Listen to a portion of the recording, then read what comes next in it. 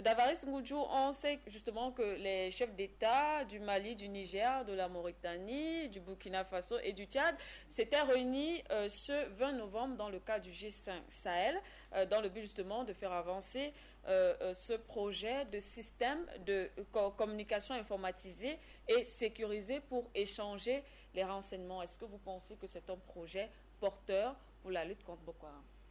Ça, c'est un projet et non seulement porteur, même indispensable, Manuela, pour la lutte contre Boko Haram. Globalement, c'est très important de savoir exactement où nous sommes dans la lutte contre Boko Haram.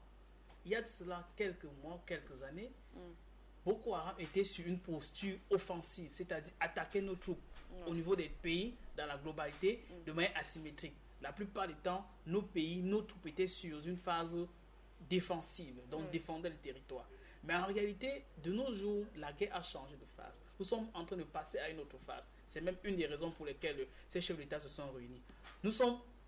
Les Boko Haram est tellement affaibli qu'il est entrepris actuellement de passer par une autre phase qui est le mode kamikaze. Et quand on fonctionne en mode kamikaze, il faut s'adapter. Parce que votre thème, c'est le rôle de la police par rapport à la lutte contre Boko Haram.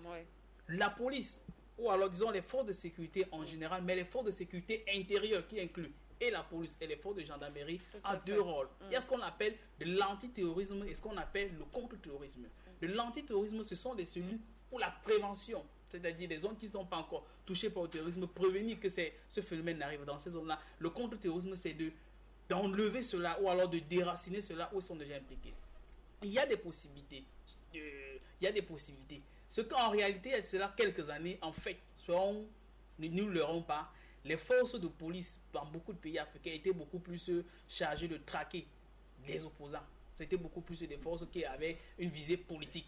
Mais de nos jours, il y a de nouveaux objectifs qui sont en train de se fixer. Elles sont en train de s'adapter. Elles vont s'adapter comment? En matière de renseignement. Et en ce qui concerne le renseignement, il y a le renseignement technologique. C'est d'où le G5, d'où les champs de l'information. C'est l'une des variables là-bas. Le renseignement technologique, mais surtout le renseignement humain. Pourquoi? Parce que le terrorisme, particulièrement Boko Haram, c'est des kamikazes, c'est des personnes asymétriques, c'est des gens qu'on n'identifie pas facilement. Et il y a ce qu'on appelle le renseignement humain. Pour avoir un vrai renseignement humain, il faut de l'infiltration. Pourquoi? Parce que Boko Haram, ce n'est pas une plante qu'on va arracher du jour au lendemain. Il faut s'infiltrer parmi eux, il faut étudier les comportements, il faut les détruire. Et cela va prendre du temps. D'où l'importance pour nos forces de police et de sécurité de nos jours de réorienter leurs objectifs vers cela.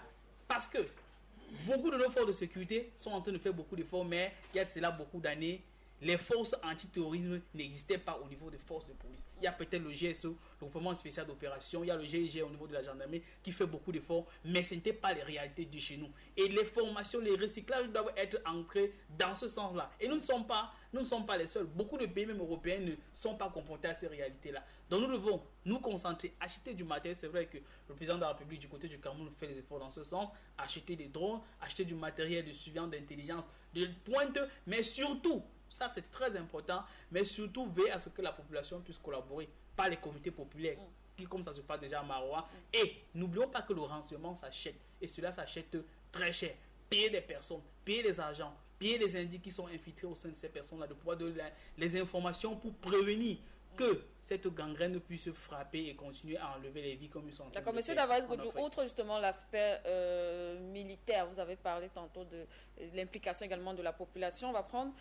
On va essayer avec cette solution. Là, on prend le cas de la Mauritanie où depuis 2011, c'est relativement calme de ce côté-là. Voilà.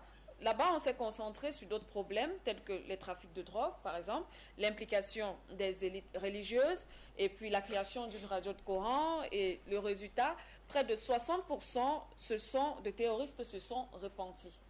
Est-ce que là n'est pas aussi un exemple à suivre? Au-delà, est-ce que la guerre Boko Haram aujourd'hui se limite encore à l'aspect militaire? Mais pas seulement à l'aspect militaire, c'est pour toujours même le fondement. Et c'est même là la solution principale, Manuela. Non seulement par rapport au combat de Boko Haram, même également au combat ou alors le flot de la corruption dont on a débattu dans le premier thème. Ça veut dire quoi? C'est la conscientisation. Et la conscientisation commence au niveau de la cellule familiale, au niveau de l'atome familial. Ça veut dire quoi? C'est des parents qui commencent à sensibiliser leurs enfants, à éduquer leurs enfants. Ensuite l'école, ensuite la radio, etc., etc.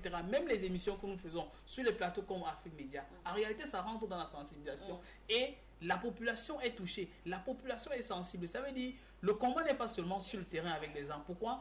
Parce que un humain ou alors un Africain qui n'est pas sensibilisé, qui n'est pas éduqué, est une proie facile pour Boko Haram. C'est ce qui se passe pour Daesh. Mais quand les personnes sont éduquées, sont sensibilisées, ça devient de plus en plus difficile pour elles. Prenons une anecdote. Il y a de cela environ une semaine, il y a eu des filles, des jeunes filles qui ont dénoncé, qui ont touché des personnes du comité populaire au niveau de Mora, parce qu'il y avait des jeunes hommes qui sont venus avec la moto déposer un certain nombre de grenades.